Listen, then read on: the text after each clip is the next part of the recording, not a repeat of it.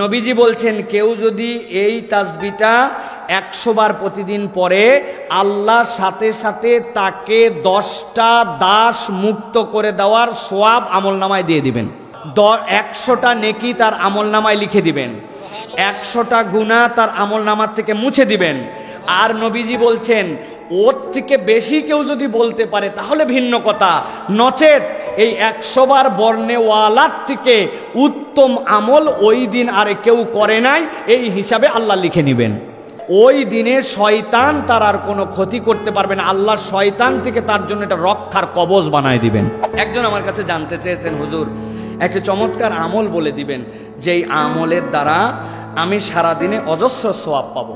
প্রিয় ভাইয়েরা, কোরআন সুন্নাহ এরকম তো অজস্র আমল আমাদের জন্য আছে, কিন্তু আমি আপনার কাছে একটা সহজ আমলের কথা বলতে চাই, যেই আমলের জন্য নতুন করে কোনো পেরেশানি নিতে হবে না। নবীজি সাল্লাল্লাহু আলাইহি সাল্লাম বলেছেন কেউ যদি প্রত্যেক দিন একটা তাসবিহ 100 বার পড়ে, কি তাসবিহ? লা ইলাহা ইল্লাল্লাহু ওয়াহদাহু লা শারীকা লাহু লাহুল মুলকু ওয়া লাহুল হামদু ওয়া হুয়া আলা কুল্লি শাইইন কাদির। বলেন তো, লা ইলাহা ইল্লাল্লাহু ওয়াহদাহু লা শারীকা লাহু লাহুল মুলকু ওয়া লাহুল হামদু ওয়া হুয়া আলা কুল্লি শাইইন কাদির। নবীজি বলছেন কেউ যদি এই তাসবিহটা 100 বার প্রতিদিন পড়ে, আল্লাহর সাথে সাথে তাকে 10টা দাস মুক্ত করে দেওয়ার সওয়াব আমলনামায় দিয়ে দিবেন। 100টা নেকি তার আমলনামায় লিখে দিবেন, 100টা গুনাহ তার আমলনামার থেকে মুছে দিবেন। আর নবীজি বলছেন ওর থেকে বেশি কেউ যদি বলতে পারে তাহলে ভিন্ন কথা, নচেত এই 100 বার বর্ণেওয়ালার থেকে উত্তম আমল ওই দিন আর কেউ করে নাই, এই হিসাবে আল্লাহ লিখে নেবেন। সাথে সাথে কেউ যদি লা ইলাহা ইল্লাল্লাহু ওয়াহদাহু লা শারীকা লাহু লাহুল মুলকু ওয়া লাহুল হামদু ওয়া হুয়া আলা কুল্লি শাইইন কাদির এইটা পড়ে, ওই দিনে শয়তান তার আর কোনো ক্ষতি করতে পারবে না, আল্লাহ শয়তান থেকে তার জন্য এটা রক্ষার কবচ বানায় দিবেন।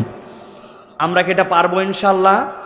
লা ইলাহা ইল্লাল্লাহু ওয়াহদাহু লা শারীকা লাহু লাহুল মুলকু ওয়া লাহুল হামদু ওয়া হুয়া আলা কুল্লি শাইইন কাদির। কত সময় কত দিক দিয়ে ব্যয় করি, এই আমলগুলি যদি আমরা করি আল্লাহ আমাদের দুনিয়া আখিরাতে কল্যাণে ভরপুর করে দিবেন। আল্লাহ আমাদেরকে আমলের জিন্দেগি গঠন করার তৌফিক দান করেন। একজন প্রশ্ন করেছেন, শেখ শীতে কান টুপি পরি বা অনেক সময় মানকি টুপি পরি, যেই মানকি টুপি আমি পরি তাতে আমার কপাল পর্যন্ত ঢেকে যায় এবং ওই কপাল ঢাকা অবস্থাতে আমি সিজদা করি, আমার নামাজের সিজদা কি হয়? সাথে আরেকটি জিজ্ঞাসা করতে চাই, তেলাওয়াতের সিজদা অনেক সময় তেলাওয়াত করতে করতে বসে থেকেই কোরআন বগলে ধরে দিয়ে ফেলি, সিজদার জন্য কি দাঁড়াতে হবে? দুইটা প্রশ্নই গুরুত্বপূর্ণ। একটি হচ্ছে শীতকালে আমরা অনেকেই মাফলার দিয়ে মুখ পেঁচাই, মাংকি টুপি পরে কপাল পর্যন্ত ঢাকায় রাখি। প্রথম কথা হচ্ছে আপনি যদি এই অবস্থায় সিজদা দেন আপনার সিজদা আদায় হয়ে যাবে, তবে হাদিসের আলোকে বোঝা যায় ইচ্ছাকৃতভাবে সিজদার জায়গায় চুল বা অন্য কিছু দিয়ে এইটা আপনার ঢাকায় রাখা উচিত হবে না। আপনি মাজুর, এত ঠান্ডা লাগছে যে আপনার কপাল ঢাকানো আছে, সে অবস্থায় নামাজে দাঁড়ায় গেছেন, কানটুপি খোলার সুযোগ নাই, সেটা আপনার জন্য বৈধ।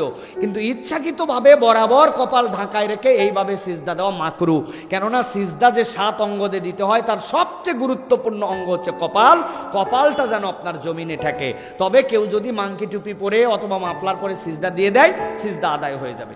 2 নম্বর তার প্রশ্ন হচ্ছে তেলাওয়াতে সিজদা কোরআনে যেগুলি আছে 14টি, এই তেলাওয়াতে সিজদা যখন আপনাকে দিতে হবে এটা উজুব।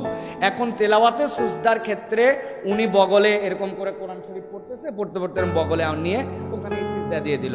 তেলাওয়াতে সিজদার জন্য ফুকাহে কেরামের মতামত হচ্ছে সিজদাটুকুই ওয়াজিব, তাহলে এই সিজদা যদি দিয়ে দেয় তাহলে তার সিজদা আদায় হয়ে যাবে। তবে এটার মুস্তাহসান মুস্তাহাব পদ্ধতির কথা বলা হয়েছে যে বান্দা দাঁড়ানোর থেকে রুকুর পর এরপরে সিজদার প্রিপারেশনে যায়, রুকুর পরের থেকে সিজদা পর্যন্ত যাওয়া পুরাটাই সিজদার হালত। এই হিসাবে কেউ যদি সুযোগ থাকে তাহলে পূর্ণাঙ্গ দাঁড়ায়া সিজদা দিবে, মাথা উঠাবে, তার সিজদা হয়ে যাবে। তবে বসে দিলেও সিজদা আদায় হবে, উত্তম হবে দাঁড়ানোর থেকে যে সিজদা দেওয়া। আশা করি উত্তর পেয়েছেন।